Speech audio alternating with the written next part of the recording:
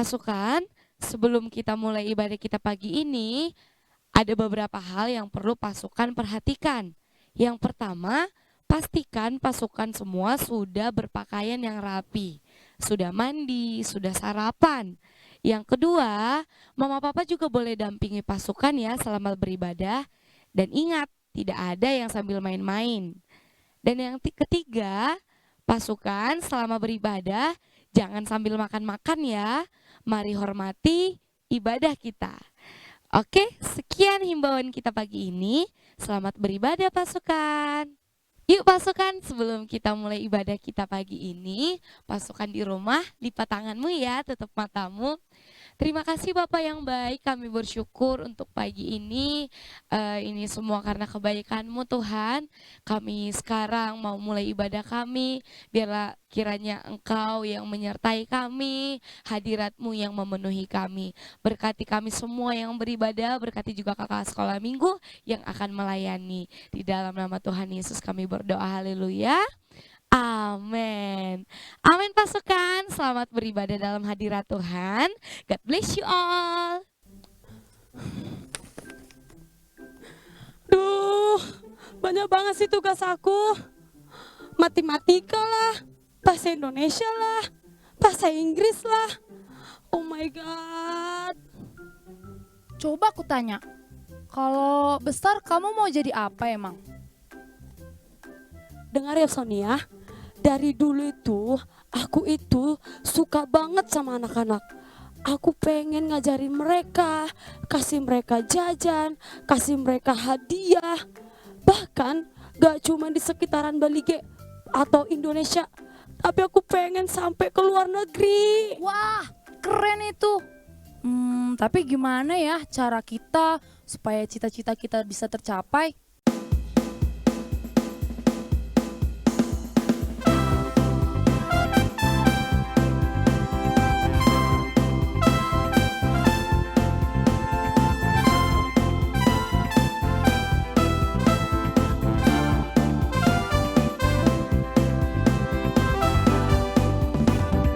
Damai yang Kau berikan sangat besar.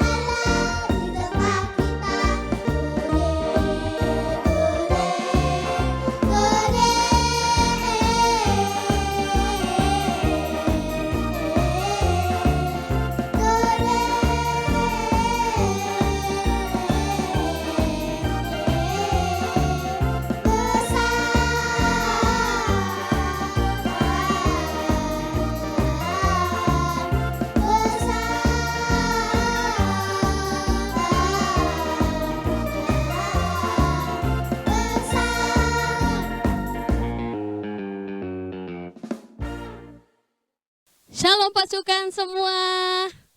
Kakak senang kembali ketemu dengan semua pasukan di rumah. Karena ini adalah hari yang spesial. Hari Minggu adalah hari yang spesial buat kita. Karena apa?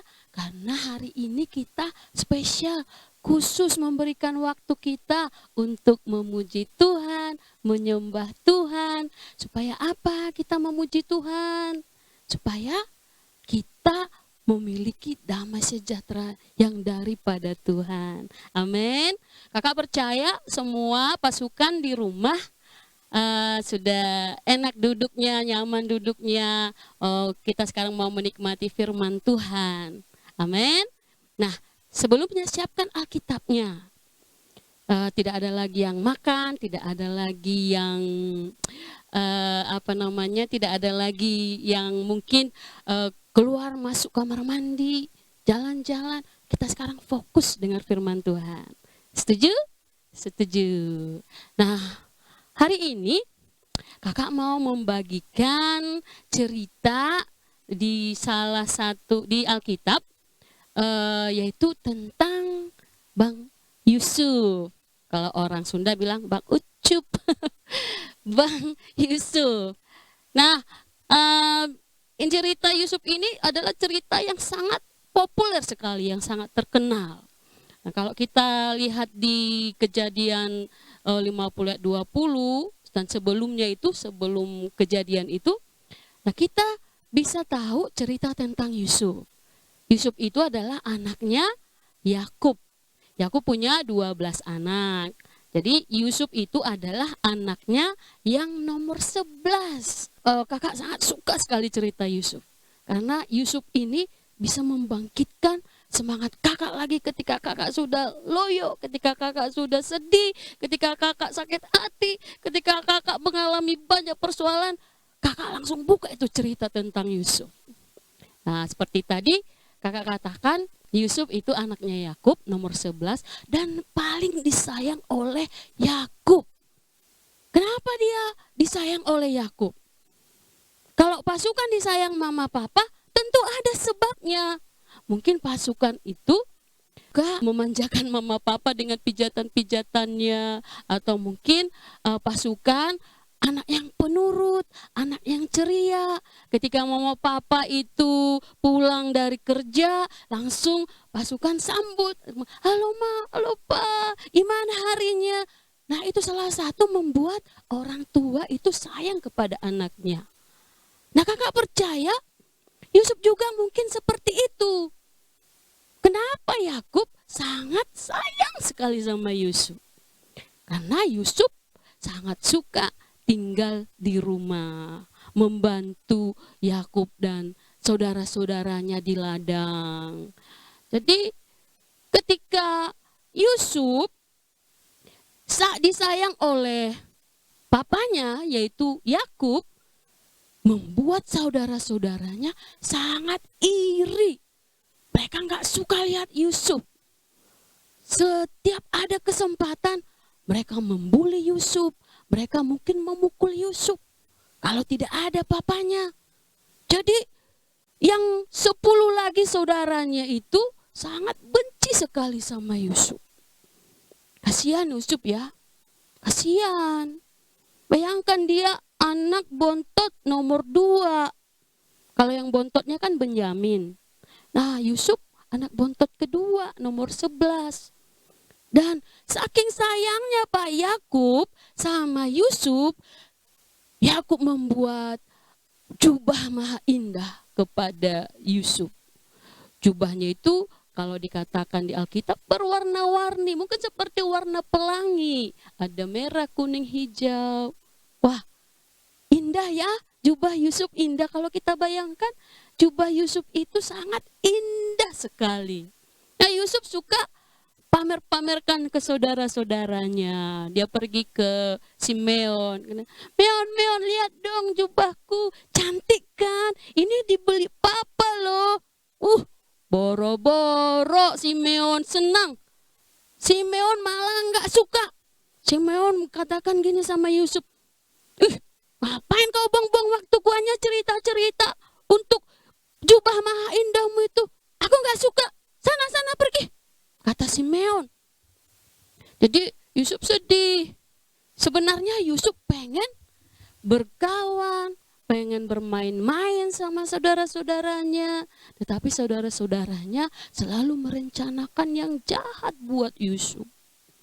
Sampai suatu ketika Yusuf melihat saudara-saudaranya di ladang menggembalakan kambing domba, nah saudara-saudaranya berbisik-bisik.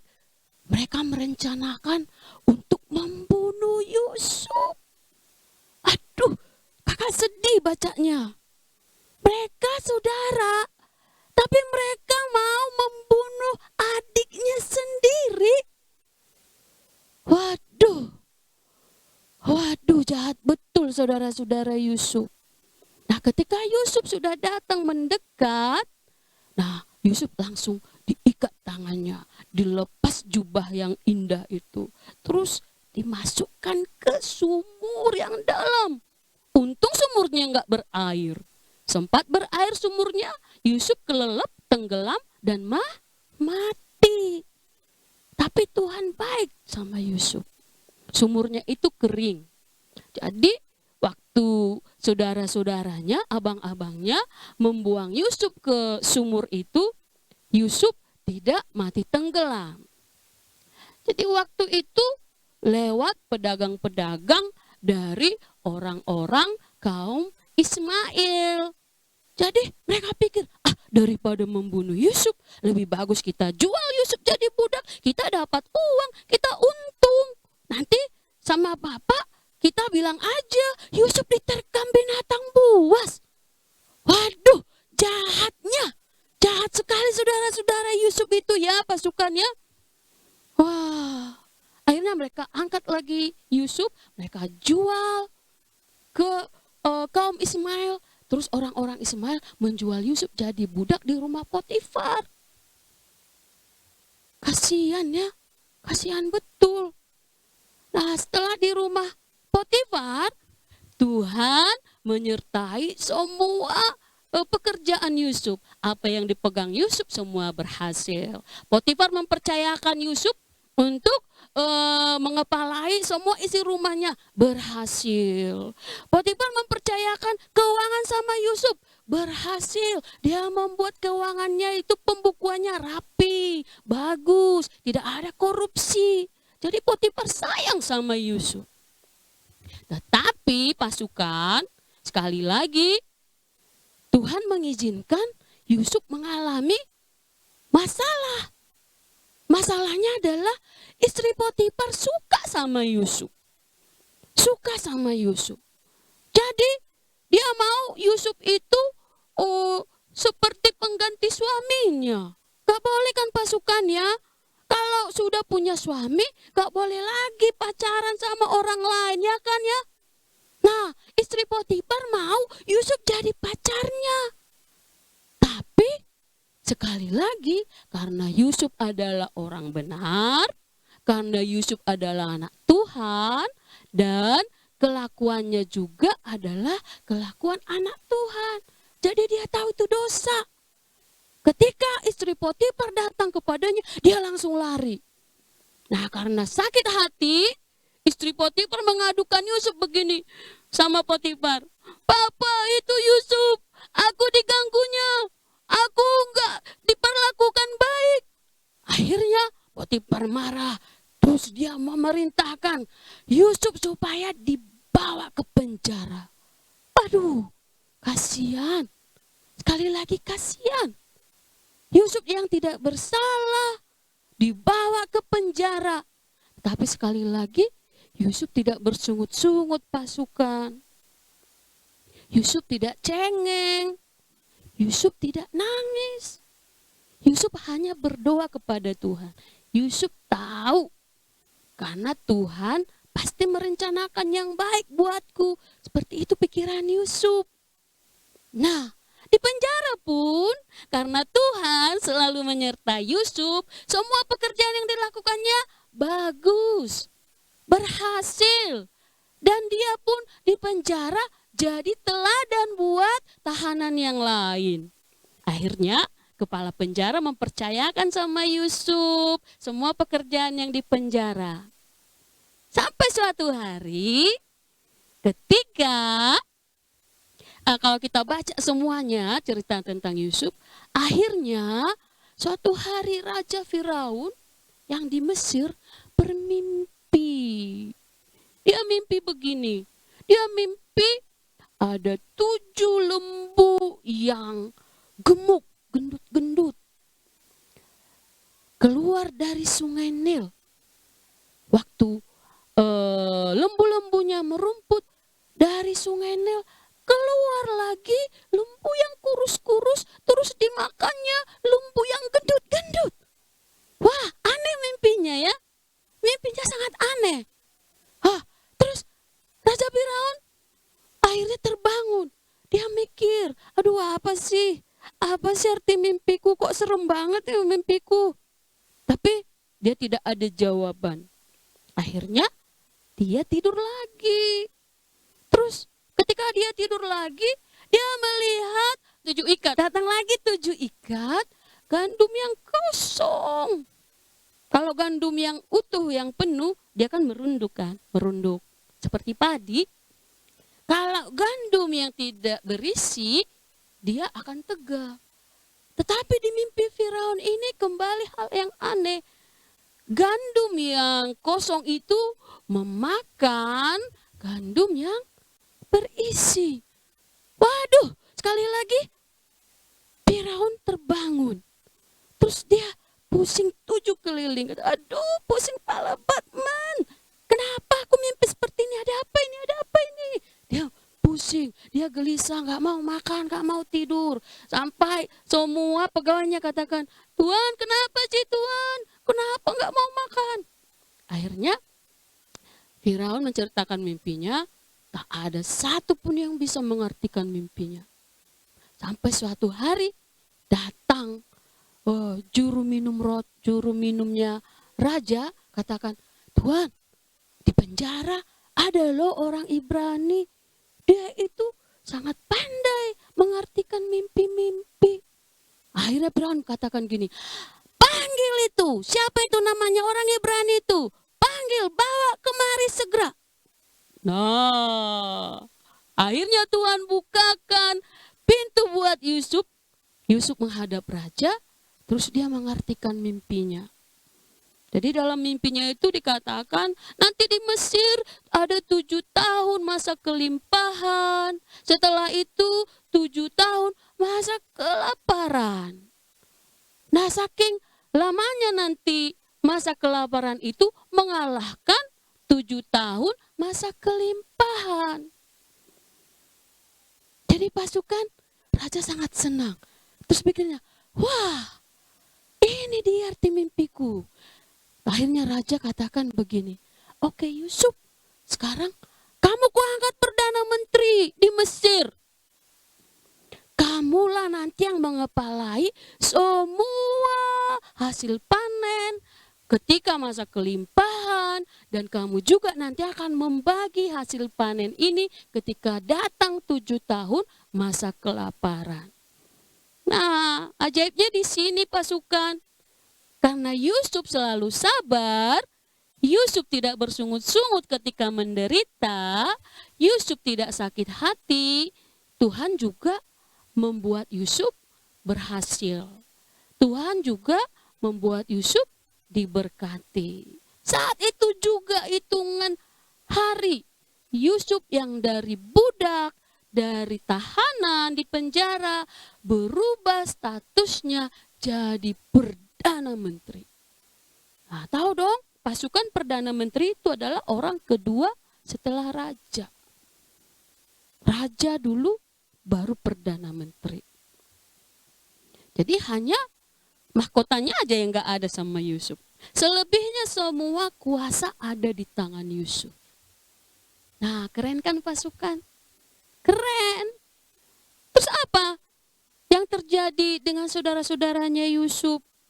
Nah, kalau kita baca lagi di Kejadian 50 itu, terus saudara-saudaranya itu juga datang ke Mesir untuk mengambil gandum. Karena ternyata kelaparan itu sampai ke seluruh dunia, termasuk ke tanah Kanaan di mana saudara-saudara Yusuf dan papanya tinggal.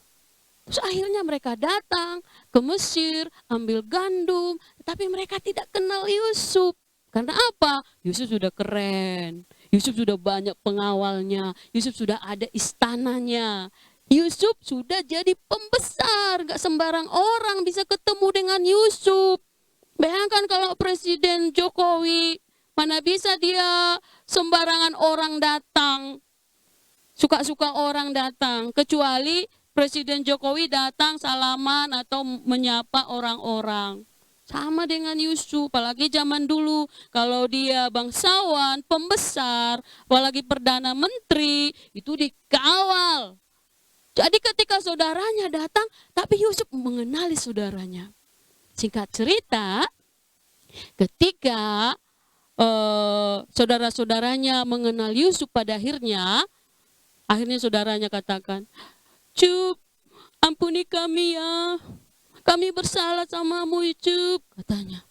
Tapi Yusuf sekalipun saat itu dia sudah punya kuasa, dia sudah punya power, dia tidak balas dendam. Wah, keren Yusuf ya. Keren. Itu adalah anak Tuhan sejati.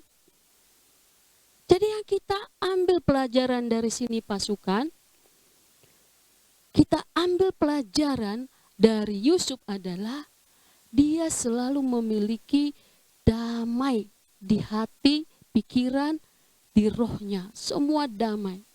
Dia percaya janji Tuhan itu akan digenapi.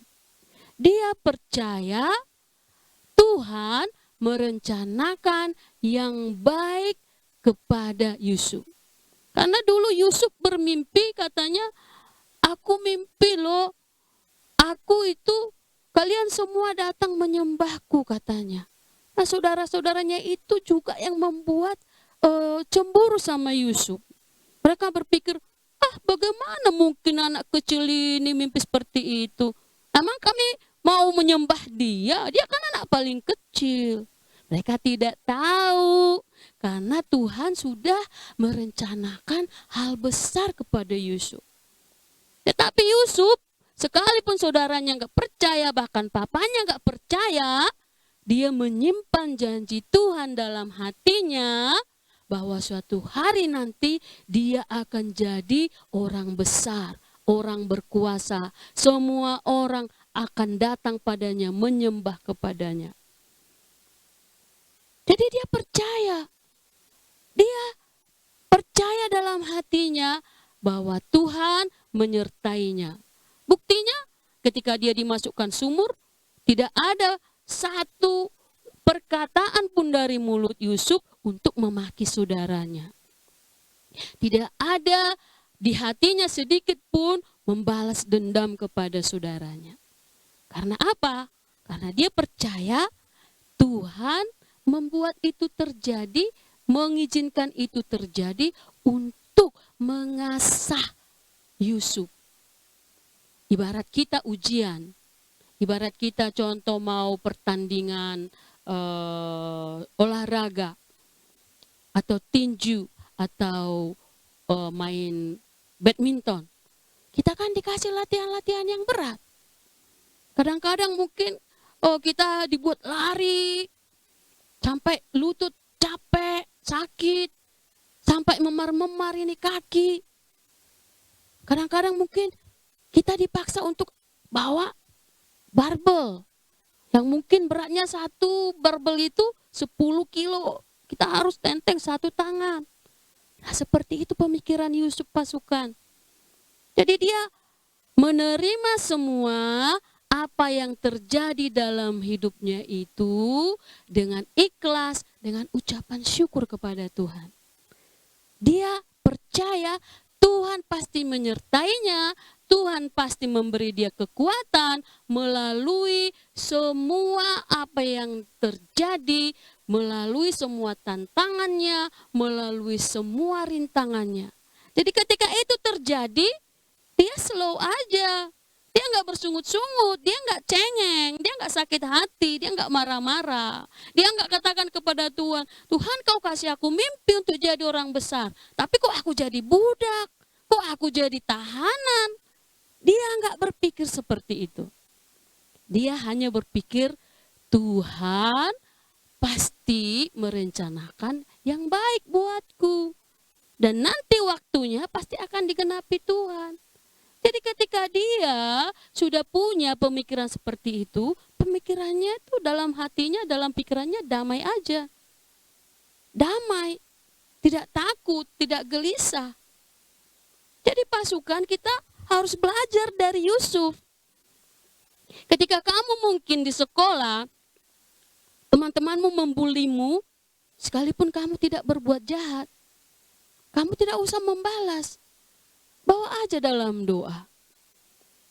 Bawa aja dalam doa teman-temanmu yang suka membulimu. Karena nanti dikatakan seperti di Kejadian 50 ayat 20, katanya gini, memang kamu telah mereka-rekakan yang jahat terhadap aku. Tetapi Allah telah mereka-rekakannya untuk kebaikan. Dengan maksud melakukan seperti yang terjadi sekarang ini, yakni memelihara hidup suatu bangsa yang besar. Seandainya Yusuf tidak dibuli saudara-saudaranya, dia tidak akan sampai ke Mesir. Dia tidak akan sampai menyelamatkan semua bangsa Israel dari kelaparan. Jadi sama pasukan, ketika ada temanmu menyakiti hatimu, membuli kamu, menyiksa kamu mungkin secara fisik atau lewat perkataan, dia mereka-rekakan yang jahat sama kamu, balasannya kamu harus mendoakan dia. Supaya apa? Supaya dia selamat. Kamu ada saat ini untuk menyelamatkan temanmu lewat doa-doamu, lewat perbuatanmu. Ketika ada Tuhan di dalammu, kamu punya damai sejahtera. Kamu tidak akan gelisah, kamu tidak akan takut, kamu tidak akan jengkel sama temanmu itu. Tetapi kamu akan bertindak sebagai penyelamat temanmu ini karena dia sudah berbuat jahat. Dia sudah berbuat jahat dan orang yang berbuat jahat pasti ke neraka. Pasukan kan tidak mau temannya jadi ke neraka. Untuk itulah pasukan semua ada karena pasukan semua sudah anak Tuhan. Kalau sudah anak Tuhan, ada damai sejahtera di pikiran, ada damai di hati. Ketika mungkin kamu mendengar mamamu mengeluh soal harga-harga yang naik di pasaran, mama mengeluh, aduh cabai mahal, telur mahal, daging mahal. Apa yang akan kita makan? Semua harus kencangkan ikat pinggang. Yang tadinya bisa makan daging 2 kali seminggu, sekarang sekali 3 minggu.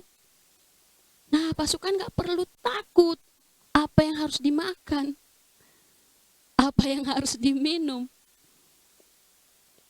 Pasrah aja sama Tuhan, berdoa sama Tuhan seperti Yusuf. Percaya Tuhan pasti memelihara hidup kita. Jadi tidak usah ikut-ikutan dengan orang tua stres, orang-orang yang tidak mengenal Tuhan, takut. Datang hujan besar, hujan lebat, takut. Datang angin puting beliung, takut. Kita nggak perlu ikut-ikutan seperti orang-orang dunia yang tidak mengenal Tuhan. Karena apa? Karena Tuhan Yesus sendiri pun katanya sebelum dia naik ke surga, katanya damai sejahtera aku sudah kuberikan kepadamu.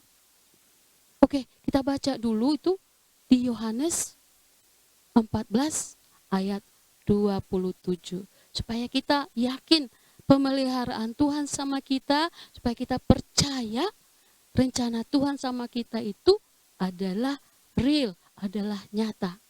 Oke pasukan, udah dapat semua? Yohanes 14 ayat 27. Semua dapat ya? Ayo kita baca sama-sama yuk. Oke, 2, 3. Damai sejahtera kutinggalkan bagimu. Damai sejahteraku kuberikan kepadamu. Dan apa yang kuberikan tidak seperti yang diberikan oleh dunia kepadamu. Janganlah gelisah dan gentar hatimu. Itu kata Tuhan Yesus sebelum dia terangkat ke surga. Tuhan sudah meninggalkan kepada kita damai sejahtera.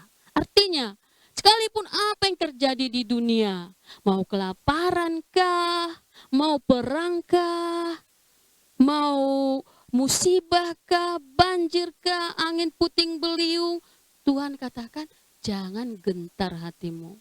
Karena damai sejahtera Tuhan sudah diberikan pada kita, dan damai sejahteranya Tuhan juga sudah ditinggalkan pada kita.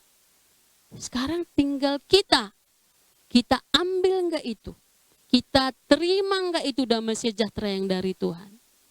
Kalau kita terima itu, kita akan lebih lagi percaya kepada Tuhan, pemeliharaannya. Kita selalu mengucap syukur kepadanya melalui apa yang terjadi. Tentu damai sejahtera itu pun akan selalu ada dalam kita. Jadi pasukan, ini kakak sangat rindu pasukan juga sebagai penopang doa di keluarga. Mungkin mama papa karena terlalu sibuk lupa berdoa. Nah, pasukanlah yang mewakili berdoa. Boleh kok sekali-sekali minta mama papa, ayo dong ma, ayo dong pa, kita buat mesbah pribadi, mesbah keluarga di rumah. Kita doa memuji menyembah Tuhan. Bisa kok. Jangan pikir karena pasukan masih kecil, nanti aku nggak didengar. Lihat Yusuf. Yusuf itu anak bontot kedua setelah Benyamin. Sekalipun dia yang termuda, yang muda dari saudara-saudaranya itu, dia berani menegur saudara-saudaranya itu ketika nggak benar menggembalakan kambing domba. Dan sebagai catatan lagi, baca semua kisah Yusuf dalam Alkitab. Dan kamu nanti akan merasa, oh, Yusuf ini betul-betul anak Tuhan. Kalau pasukan pengen diberkati Tuhan lebih lagi, pengen lebih lagi sukses seperti Yusuf suatu saat nanti, berlakulah seperti Yusuf. Tidak ada persungutan, tidak cengeng, kerja keras, selalu memuji menyembah Tuhan, tidak berpikiran negatif. Apapun yang dihadapinya, dia selalu mengucap syukur kepada Tuhan. Nah pasukan, kakak percaya deh, pasukan semua yang sudah sering kita katakan pasukan kesayangan Tuhan, pasti akan seperti Yusuf. Oke pasukan, nah sekali lagi, jadilah orang-orang yang menyelamatkan sekelilingmu. Lewat doa, seperti Yusuf tadi, menyelamatkan suatu bangsa yang besar. Lewat penderitaannya, lewat kesusahannya, lewat semua hal-hal yang dialaminya yang tidak baik. Jadi dari sekarang pasukan buat ketetapan dalam hati untuk menjadi penopang dimanapun berada. Melalui doamu, melalui perbuatanmu, melalui sikapmu, tunjukkan bahwa pasukan semua adalah pasukan kesayangan Tuhan. Baik pasukan, sampai di sini firman Tuhan kakak sharingkan, dan tetap jaga hubungan dengan Tuhan, jaga kekudusan supaya damai sejahtera Tuhan itu selalu tinggal dalam hati dan pikiran kita. Nah sebelum kakak akhiri sharing firman ini, kita akan mendengarkan satu pujian berikut.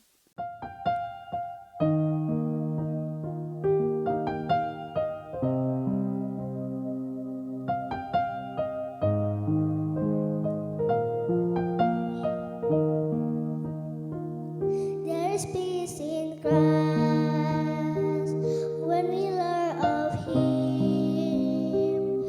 Feel the love He felt for us when we're whole of sin.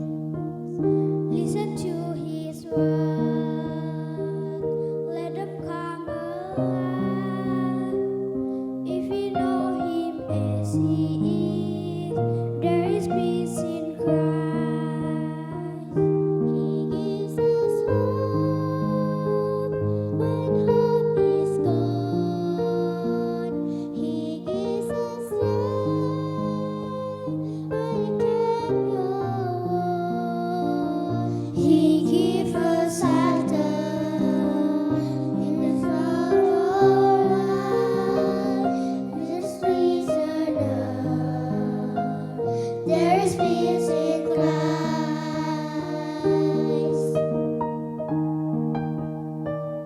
There is peace in Christ when we walk with Him through the streets of Galilee to Jerusalem. Made it broken heart, dreaded tears filled eyes when we live the way He lives. There's a peace in Christ. He gives us hope when hope is gone. He gives us strength when we can't go on. He gives us shelter in the storms of life. There's no peace on earth. There is peace in Christ.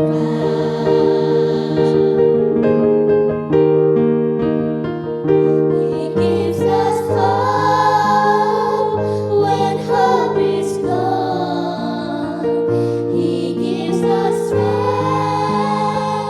when we can't go on. He gives us shelter in the storms of life.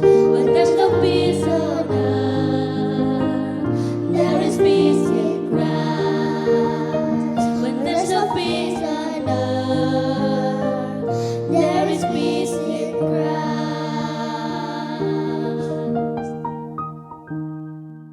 Baik pasukan, sampai di sini ibadah kita. Sebelumnya kita tutup dalam doa. Yuk, mari kita berdoa. Lipat tanganmu, tutup matamu. Terima kasih Tuhan, kami bersyukur. Kami bersyukur Engkau sangat baik bagi kami. Engkau memberikan damai sejahtera, sukacita bagi kami anak-anak-Mu. Sekalipun Tuhan dunia saat ini tidak aman, sekalipun dunia semakin jahat, tetapi Engkau berjanji memberikan damai sejahtera-Mu bagi kami. Engkau sudah meninggalkan damai sejahtera-Mu bagi kami Tuhan. Ajari kami, tolong kami untuk selalu tinggal dalam damai sejahtera Tuhan. Tuhan kami mau Bapa, Engkau turut campur dalam semua apa yang kami kerjakan.